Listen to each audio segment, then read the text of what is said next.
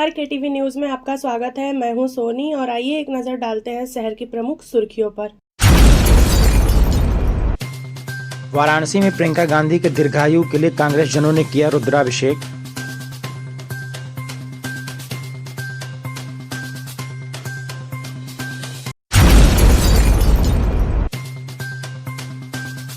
Candle जलाकर याद किए गए भारत के पूर्व प्रधानमंत्री लाल बहादुर शास्त्री।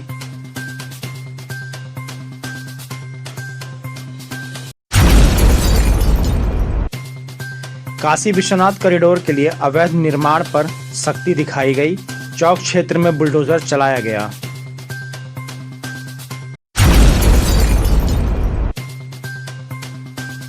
और वाराणसी पहुंचे सांसद प्रमोद तिवारी का बीजेपी पर तीखा हमला।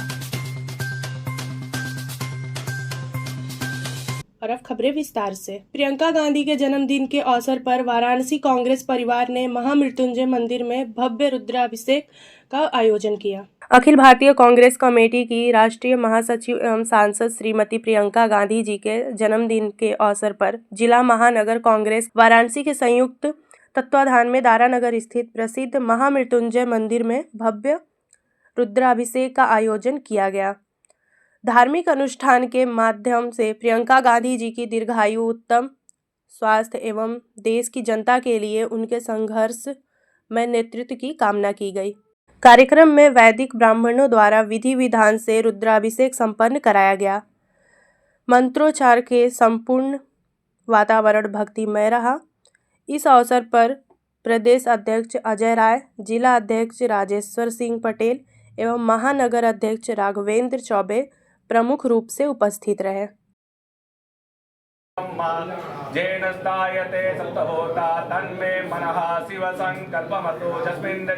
पवित्रेण सूर्यस्य रश्मिभिः तस्य ते पवित्रपते पवित्रपूतस्य कामः पुने तच्चके।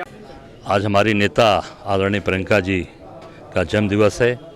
हम सब लोग मंगल कामना करते हैं उनके दीर्घायु के लिए, स्वस्थ के लिए और उनके उज्जवल भविष्य के लिए। खूब आगे बढ़ें, कांग्रेस आगे बढ़े, देश का मार्गदर्शन करें और एक एक कार्यकर्ता जो उनके साथ लगाव जुड़ाव जैसे है उससे और मजबूती आवे। आज सब हम लोग काशी में ऐसा ऐतिहासिक ये मंदिर है महामृत्युंजय महादेव का, जो पूरे देश में अकेला मंदिर है और यहाँ पर हम लोगों ने आके उनके लिए प्रार्थना की है। अभी यहाँ रुद्राभिषेक हम लोगों ने किया है और हमारे सभी कार्यकर्ता मिलकर उनके दीर्घायु की कामना करते हैं और मंगल कामना करते हैं। ऐसे क्या कुछ 100 दिन का कुछ विशेष प्लान भी है जिसके आज पूरे प्रदेश के अंदर हम लोगों ने 100 दिन का प्लान किया है कि आज से मनरेगा जो ये सरकार उसको ख़त्म कर रही है। SIR में जिस तरीके से गलत तरीके से चुनाव आयोग ने लोगों का नाम काटा है उत्तर प्रदेश का भविष्य खराब करने के लिए, और जो तमाम अत्याचार अन्याय इस प्रदेश के अंदर हो रहा है, व्यभिचार हो रहे हैं, बच्चियों के साथ बलात्कार हो रहे हैं, पुलिस के लोग जो पुलिस की वर्दी में रक्षक भक्षक, कानपुर में आप देख सकते हैं कि 14 साल की बच्ची के साथ दरोगा ने रेप किया, और इस तरह के तमाम कोडिन कफ सिरप से लेकर तमाम चीज़ें चल रही हैं जो इस सरकार के पूरी तरीके से फल फूल रहे हैं, माफिया फल फूल रहे हैं। निश्चित तौर से सारी चीज़ों का हम सब लोग इसके पूरे प्रदेश के अंदर आगाज करने जा रहे हैं और पूरी ताकत के साथ कांग्रेस पार्टी सड़कों पर लड़ रही है। आप कल देख सकते हैं कि हमारे NSY के लोगों ने सड़क पर संघर्ष किया, लड़ा, हमारे बच्चों ने, उनको किस तरीके से दमन किया गया। योगी मोदी की सरकार ने बच्चों को मारा गया, उनके हाथ उंगली तोड़ी गई, उनको प्रताड़ित किया गया। मैं समझता हूँ कि निश्चित तौर से ये बहुत ही दुर्भाग्यपूर्ण है और कांग्रेस पूरी तरीके से आज आने वाले समय में सड़क पर उतर कर लड़ रही है और आगे भी लड़ती रहेगी। और इस प्रदेश के लिए, देश के लिए जब तक हम न्याय नहीं दिलाएंगे, जब तक उनको अंतिम व्यक्ति तक जब तक उसको मजबूत नहीं करेंगे, तब तक कांग्रेस पार्टी अपने नेता आदरणीय राहुल गांधी जी, प्रियंका जी और अपने राष्ट्रीय अध्यक्ष मल्लिकार्जुन खड़गे जी, प्रभारी अविनाश पांडे जी के नेतृत्व में लड़ते रहेंगे। एक अंतिम सवाल, क्या प्रदेश और राष्ट्रीय नेतृत्व को लेकर भी कुछ शुभकामनाएं आप दे रहे हैं प्रियंका गांधी? निश्चित तौर से आज उनके लिए मंगल कामना हम लोगों ने किया महामृत्युंजय मंदिर में। स्वस्थ रहें, प्रसन्न रहें, उनका भविष्य उज्जवल हो। कांग्रेस के लिए दिन रात मेहनत करके जिस तरीके से उन्होंने काम किया है आगे बढ़ें, हमारी शुभकामनाएं हैं। हम सब लोग बाबा विश्वनाथ से प्रार्थना करते हैं, माँ गंगा मैया से प्रार्थना करते हैं कि वो आगे बढ़ें और दीर्घायु हों और पूरे काशीवासियों का आशीर्वाद, पूरे प्रदेश और देश का आशीर्वाद उनके ऊपर है। काशी विश्वनाथ कॉरिडोर के लिए अवैध निर्माण पर सख्ती दिखाई गई, चौक क्षेत्र में बुलडोजर चलाया गया। वाराणसी में काशी विश्वनाथ मंदिर कॉरिडोर विकास कार्य में सोमवार सुबह से तेजी देखने को मिली। चौक थाना क्षेत्र के अंतर्गत राकेश स्टूडियो पर प्रशासन ने बुलडोजर चलाकर कार्रवाई की। इसके बाद बुलडोजर नई सड़क तिराहे पर अदनान खान के अवैध भवन तक पहुंचा। हालांकि ऊपर से गुजर रही विद्युत तारों के कारण फिलहाल बुलडोजर की कार्रवाई रोकनी पड़ी। प्रशासन के अनुसार संबंधित भवन अवैध रूप से निर्मित था। मौके पर दशाश्वमेध एसीपी अतुल अंजन त्रिपाठी के नेतृत्व में भारी पुलिस बल तैनात रहा।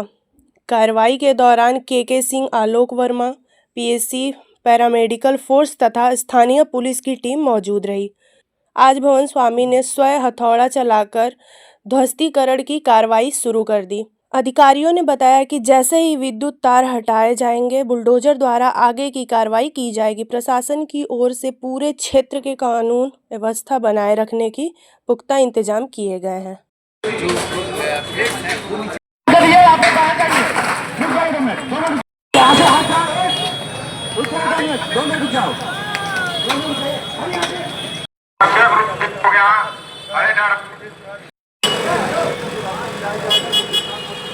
आप लोग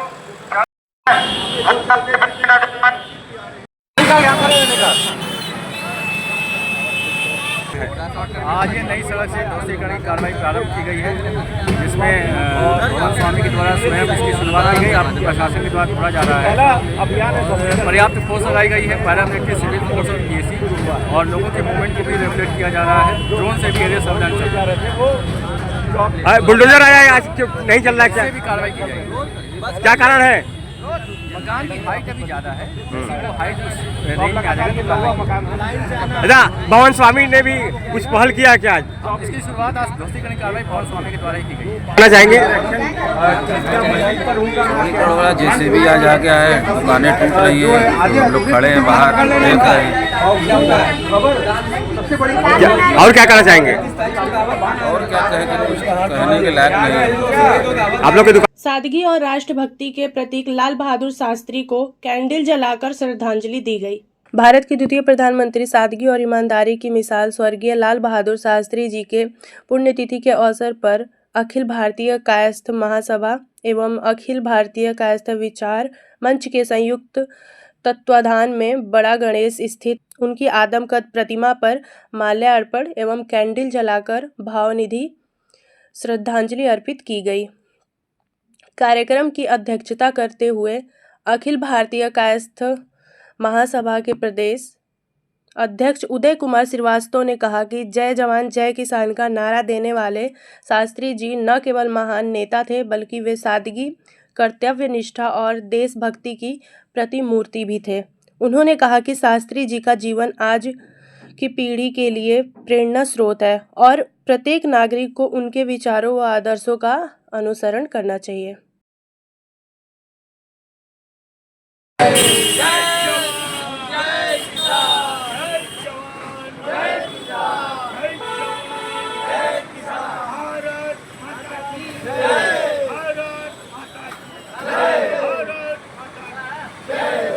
आज बड़ा गणेश स्थित जो है गांधी जी की, शास्त्री जी की विशाल कद, शास्त्री पार्क में विशाल कद के जो मूर्ति है उसके समक्ष हम सारे लोग 60वीं पुण्यतिथि मनाने के लिए एकत्र हैं और हर्षोल्लास के साथ उनकी पुण्यतिथि मना रहे हैं। इसके पहले भी 2 अक्टूबर पर भी इसी तरह के कार्यक्रम आनंद नारायण सिन्हा जी जो इसके प्रमुख दाता हैं परिसर के और ये शास्त्री जी पार्क के, उनकी उपस्थिति में यह आयोजन पहले भी किया गया था। आज भी हम सारे लोग उदय श्रीवास्तव सहित सारे लोग मौजूद हैं। डॉक्टर साहब जो है, प्रतीक शर्मा जी जो है, ये तमाम लोग उपस्थित हैं। हमारे अपने किसान भाई जो दूर दराज से आए हैं, उनका भी हम इस पर्व पर महास्वागत और अभिनंदन करते हैं। आज गांधी जी गांधी जी शास्त्री जी ऐसे व्यक्तित्व है ना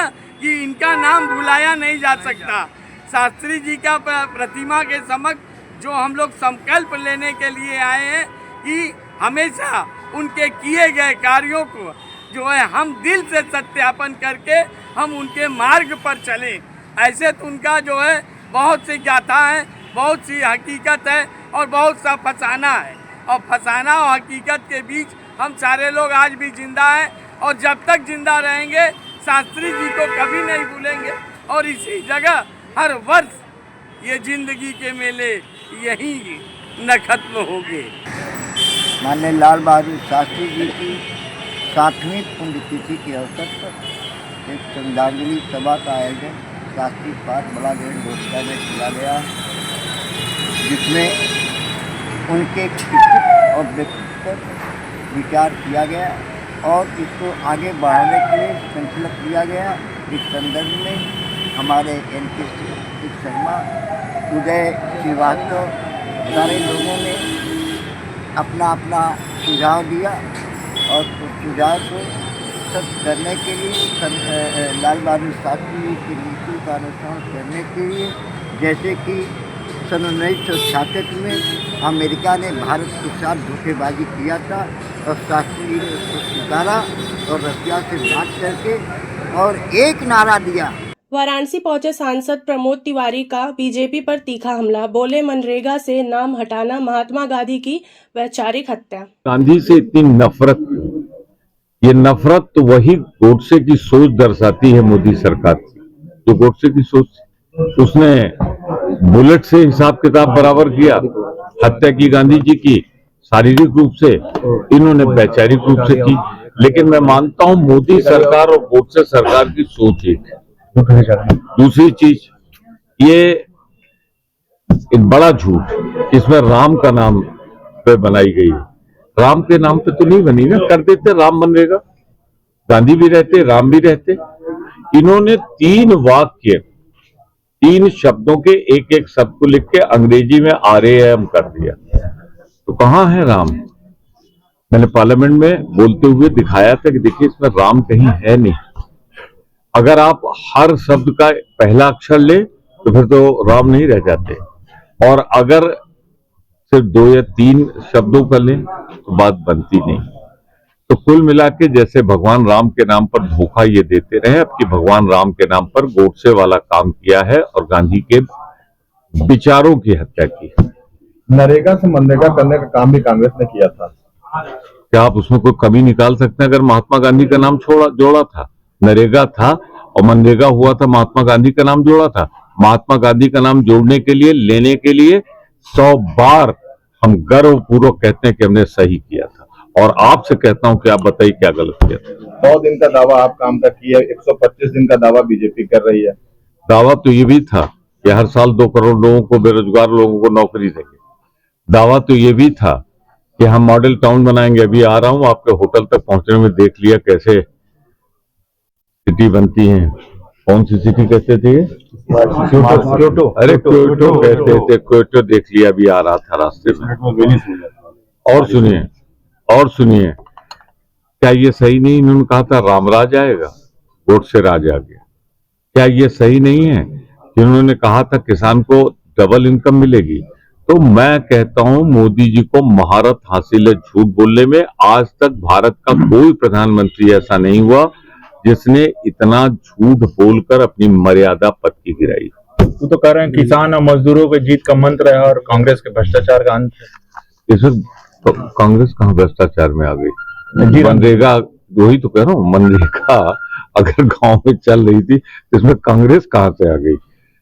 और मैं कहना ये चाहता हूं, इसमें एक बहुत अव्यवहारिकता है। वो अव्यवहारिकता ये है कि पहले रेशियो था 90-10 का। 90% केंद्र सरकार देती थी, 10% प्रदेश सरकार। हर प्रदेश सरकार तो खर्च में डूबी हुई है, वो 40% अपना शेयर कहां से देगी?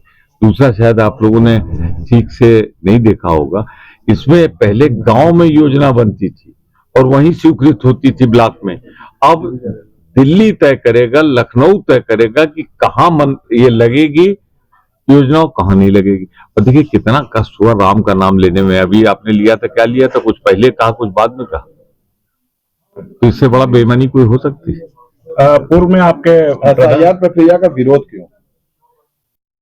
SIR प्रक्रिया का विरोध हमारे कि इसे अगर आप 1-2 साल चलाते तो वो इस होटल के सामने जो मजदूर काम लगाए हुए हैं या बनारस के किसी ओवरब्रिज के नीचे रात में सोते हैं, वो लौट के होली में जाते या गर्मी में जाते फसल कटाई के समय, तो उनका नाम जुड़ जाता। अब 2 करोड़ 90 लाख लोगों के नाम कटे हैं, जिसमें 2 करोड़ से ज्यादा लोग हैं लापता। अब वो लापता कौन से हैं? वो लापता ये नहीं है जो यहाँ पे काम कर रहा है, इनको क्या मालूम जिनके गांव में SIR हो रही है, तो वही है। तो ये गरीब मजदूरों को नाम काटा गया है, ये हमारी आपत्ति है। अगर इसे SIR को 2 साल चला देते, कौन सी दिक्कत थी, क्या बिगड़ जाता? पहले भी तो जब हुई है तो 1.5 साल 2 साल 2.5 साल चलती थी, 2 महीने का क्यों किया? इसलिए कि 50 BLOs ने आत्महत्या की। तो ये पूरी तरीके से मोदी सरकार का एक झूठ है।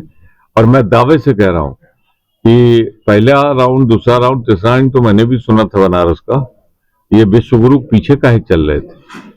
मैं सिर्फ इतना कहना चाहता हूं कि अगर पहले और दूसरे राउंड का उत्तर प्रदेश में 9 दिन बाद इलेक्शन कमीशन आंकड़े न जारी करता, तो आज न मोदी होते, न मोदी की सरकार होती, देश में कांग्रेस के नेतृत्व की दूसरी सरकार होती। ये बेईमानी से असंवैधानिक सरकार। आपने कहा कि 90% केंद्र सरकार देती थी, लेकिन पूर्व में आपके प्रधानमंत्री ने कहा कि जो है अगर हम यहाँ दिल्ली से 1 रुपया भेज रहे हैं तो जाते जाते 25 पैसे हो जाते हैं। आपको नहीं कह रहा हूं, जिनको जो कहते हैं उनको कह रहा हूं। उन मूर्खों को बता दीजिए कि 1 रुपए जब भेजते थे तो बीच में सरकारी कर्मचारियों की तनख्वाह उसी में होती थी, इस्टेब्लिशमेंट होता था। तो पहले जो भेजा जाता था उसमें इस्टेब्लिशमेंट निकल जाता था और 6 आने पहुंचते थे 10 आने। तो राजीव जी ने बम्बई अधिवेशन में, मैं था मौके पे, यही बोला था कि अब हम ऐसा कर रहे हैं कि इसको हम कम कर सकें। और उसको भ्रष्टाचारी लोगों ने, जो भ्रष्टाचार में जीते हैं, सांस लेते हैं, खाते हैं, उन लोगों ने कह दिया कि वो तो भ्रष्टाचार था। प्रमोद जी, नाना पटोले साहब राम जी से तुलना कर रहे हैं राहुल, क्या ये सही है? हम उनका पता दे देंगे, फोन नंबर दे देंगे, आप उन्हीं से बात कर लीजिएगा। अब मैं क्या जानूं क्या कहा यार। फिर जहां तक मेरा सवाल है, राहुल गांधी इस समय दुनिया का, देश का वो शक्तिशाली नेता है जो मोदी से नहीं डरता। लोगों ने डर के बनारस में ही आपके बहुत सी पार्टियां बदल ली थी। एक राहुल गांधी है जिसकी हुंकार के आगे मोदी की पलकें छपक जाती हैं। मोहन भागवत जी ने कहा है कि जैसे हम एक बाबा की हो रहे हैं, धरती में कहां खोखले हो रहे हैं, दुनिया हर जगह हार रहे हैं। इस पे आप क्या कहना चाहेंगे? क्या चीज? मोहन भागवत जी का कहना है कि हिंदुत्व को लेकर जैसे हिंदू, अभी आखिरी जवाब दे रहा हूं आपको। ऐसा जवाब है कि इसके बाद नहीं पूछोगे। पहले अपनी कंपनी को रजिस्टर करा लें RSS को। आपको मालूम है अनरजिस्टर्ड कंपनी का MD अगर कुछ बोले तो उसकी बात का संज्ञान नहीं ले।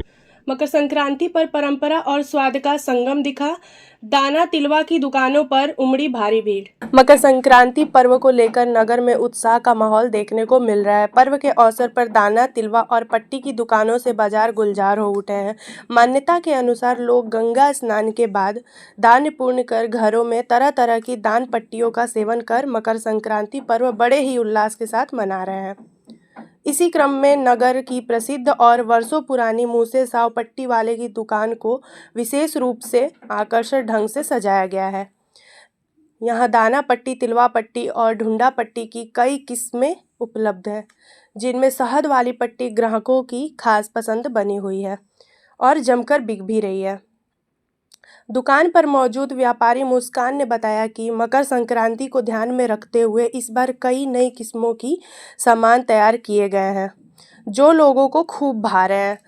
उन्होंने ये भी कहा कि महंगाई का असर व्यापार पर थोड़ा दिखाई दे रहा है, इसके बावजूद लोगों की आस्था और परंपरा के चलते बिक्री अच्छी बनी हुई है।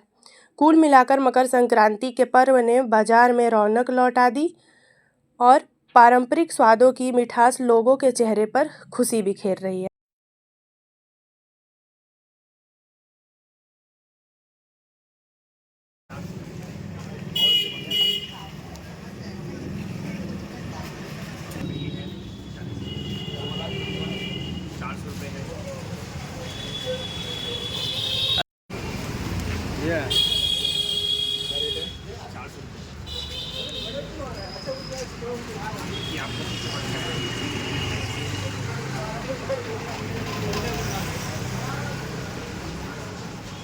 जैसे कि आप लोग हर साल हमको जानते होंगे और हमारा दुकान है बादाम का पट्टी, जो कि बहुत साल पुराना, 50 साल पुराना मुझसे 100 पट्टी वाले के नाम से फेमस है, जो यहाँ पे हर बार के जैसा इस बार भी खजूर की बादाम की पट्टी, जैसा कि आप लोग ने हमेशा देखा है, इस बार भी हम लोग और खस्ते के संग और खजूर के शहद जो होती है उससे बादाम की पट्टी बनाए हैं। साथ ही साथ इस बार बहुत सारी चीजें आप देखेंगे कि मार्केट में खजूर के नाम पे बहुत सारे लोग पट्टियां बेच रहे हैं, पर हमारे यहाँ जो ओरिजिनलिटी है वो हमारे यहाँ आपको मिलेगी। और भी बादाम की खोए की पट्टी हमारे पास इस बार स्पेशल बनी है, आप आ सकते हैं, वो भी ले सकते हैं। चूड़े का ढूंढा हम लोग ने बनाया है, ज्वेलरी का ढूंढा बनाया है, और भी बहुत सारे प्रकार की पट्टियां आपको हमारे दुकान पे मिलेंगी। और आप लोग आइए, आप लोगों का स्वागत है। तो इस वर्ष किस तरह की दुकानदारी चल रही है आप लोगों की? इस बार दुकानदारी तो पहले जैसी देखिए नहीं है, जैसे जैसे साल आगे बढ़ रहा है दुकानदारी कम होती जा रही है, महंगाइयां बढ़ रही हैं। और आज 11 तारीख का दिन है और आप देख सकते हैं कि कोई भी दुकान पे बहुत भीड़ नहीं है, तो इतना अच्छा नहीं है। त्योहार तो मनाना है, हाँ। तो आगे क्या स्थिति समझ नहीं आ रहा है, क्या है, कैसा त्योहार बीतेगा? अब देखिए 14 तारीख को खिचड़ी है, उम्मीद है आप लोगों से कि आप लोग आइए और सामानें खरीदिए। वाराणसी में पहली बार आयोजित सीनियर वॉलीबॉल प्रतियोगिता यादगार रही। वाराणसी में आयोजित 72वीं सीनियर नेशनल वॉलीबॉल प्रतियोगिता का सिगरा स्थित संपूर्णानंद स्पोर्ट कॉम्प्लेक्स में भव्य समापन हुआ। यह पहला अवसर रहा जब वाराणसी ने इस राष्ट्रीय स्तर की प्रतिष्ठित प्रतियोगिता की मेजबानी की, जिसमें देश भर से आई टीमों ने हिस्सा लिया।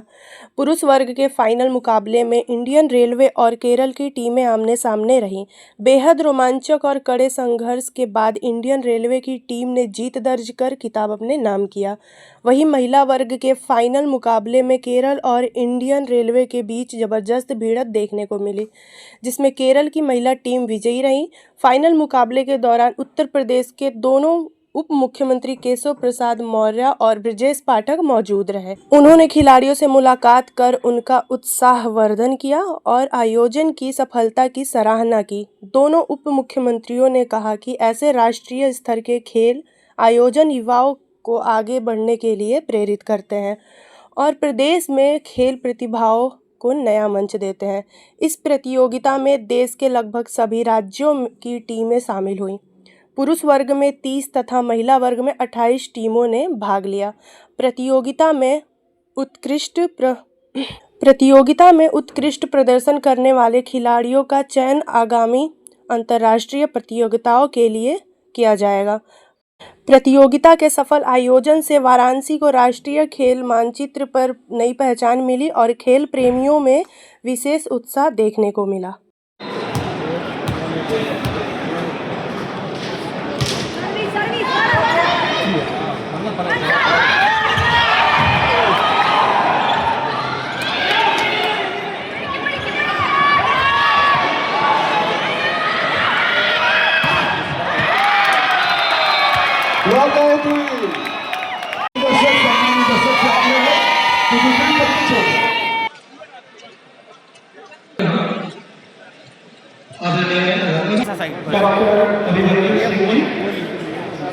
में जिस ढंग से ये वॉलीबॉल की नेशनल चैंपियनशिप हुई है, ये आदरणीय प्रधानमंत्री नरेंद्र मोदी जी का बहुत बहुत आभार प्रकट करता हूँ।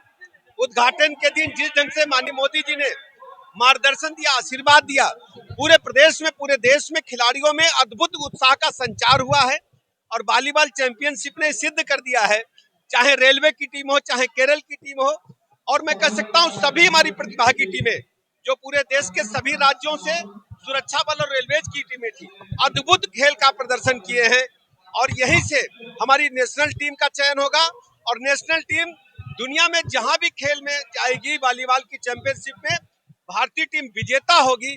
मैं कह सकता हूं कि भारत के खिलाड़ियों में अद्भुत क्षमता है। मैं पूरे भारतवर्ष के वॉलीबॉल प्रेमियों को, वॉलीबॉल खिलाड़ियों को बहुत बहुत बधाइयां देता हूं। लगातार इस प्रकार के आयोजन होंगे। देखिए, माघ मेला में जो हमारा महाकुंभ है वो हमारी सांस्कृतिक विरासत है, हमारी सनातन संस्कृति है और ये खेलों का महाकुंभ। आप देखिए पूरा मैदान खचाखच भरा हुआ है, लाखों की संख्या में खिलाड़ी और खेल प्रेमी यहाँ उपस्थित हैं। मदनपुरा में चाइनीज मांझे के खिलाफ शपथ भाईचारा कमेटी ने चलाया जन जागरण अभियान। कि हम लोग मकर संक्रांति के दिन 14-15 जो दिन है मकर संक्रांति जो पतंग का दिन होता है और स्नान का दिन होता है, हम लोग चाइना मंजे का इस्तेमाल नहीं करेंगे। आज किस तरह के क्या कर रहे हैं? ये हम लोग आज चाइनीज मंजे का विरोध किए हैं और स्वदेशी मंजे के आगे जो मकर संक्रांति पे जो त्यौहार है, जहाँ गुड्डी यहाँ पे पतंगबाजी की जाती है हर छतों से, तो पुंजोर काशी की जनता से पुंजोर अपील करते हैं, हाथ जोड़ के विनम्र तरीके से अपील है कि स्वदेशी जो भारतीय मंजा है उसका इस्तेमाल करें। इसमें ज़्यादातर लोगों का हाथ कट जा रहा है, गला कट जा रहा है, जो पशु पक्षी हैं उन लोगों को चोटिल हो जा रहे हैं। इससे कम से कम जो खुशी और हर्ष है, जो सांस्कृतिक कार्यक्रम है, जो त्यौहार है हम लोगों का, उसको हर्ष उल्लास से मनाएं और बस हाथ जोड़ के अपील है कि चाइनीज मंजे का इस्तेमाल न करें। स्वामी विवेकानंद जयंती पर युवा शक्ति ने गंगा स्वच्छता की कमान संभाली। स्वामी विवेकानंद जयंती के अवसर पर गंगा स्वच्छता को लेकर युवाओं ने सराहनीय पहल करते हुए नमो घाट पर श्रमदान किया। नमामि गंगे गंगा विचार मंच एवं मीरा फाउंडेशन के संयुक्त तत्वाधान में आयोजित इस कार्यक्रम का उद्देश्य गंगा स्वच्छता में युवाओं की भागीदारी सुनिश्चित करना और जन जागरण फैलाना रहा। जिला संयोजक शिवम अग्रहरी के नेतृत्व में दर्जनों स्वयंसेवकों ने घंटों श्रमदान कर गंगा की तलहटी से पॉलीथीन, कपड़े, प्लास्टिक की बोतलें, मूर्तियां, मृत जानवरों के शव सहित अन्य कचरों को बाहर निकाला। इस जन जागरण एवं श्रमदान अभियान में दीप शिखा कन्नौजिया, अजय कन्नौजिया, जय विश्वकर्मा, लक्ष्य जायसवाल, शिवांगी नीरज, देवा जिगर ने अशिंका श्रेया सहित नगर निगम के कर्मचारी भी सक्रिय रूप से शामिल रहे। कार्यक्रम के अंत में सभी ने गंगा को स्वच्छ और निर्मल बनाए रखने का संकल्प किया। लेकर आइए सभी लोग, आने दीजिए उन लोग को, आने दीजिए। हर हर गंगे, हर हर गंगे नहीं। तो चलते चलते पुनः एक नजर डालते हैं शहर की प्रमुख सुर्खियों पर। वाराणसी में प्रियंका गांधी के दीर्घायु के लिए कांग्रेस जनों ने किया रुद्राभिषेक।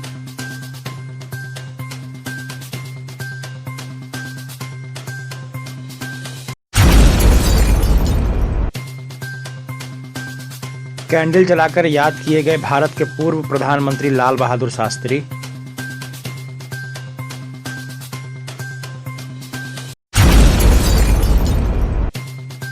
काशी विश्वनाथ कॉरिडोर के लिए अवैध निर्माण पर सख्ती दिखाई गई, चौक क्षेत्र में बुलडोजर चलाया गया।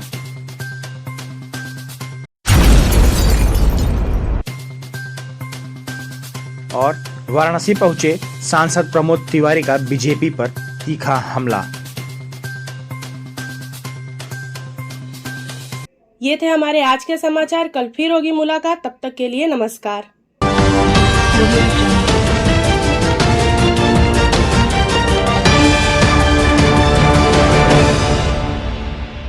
खबरों से जुड़े रहने के लिए हमारे चैनल KTV वाराणसी को सब्सक्राइब करें और लेटेस्ट अपडेट्स के लिए बेल आइकन को प्रेस करें।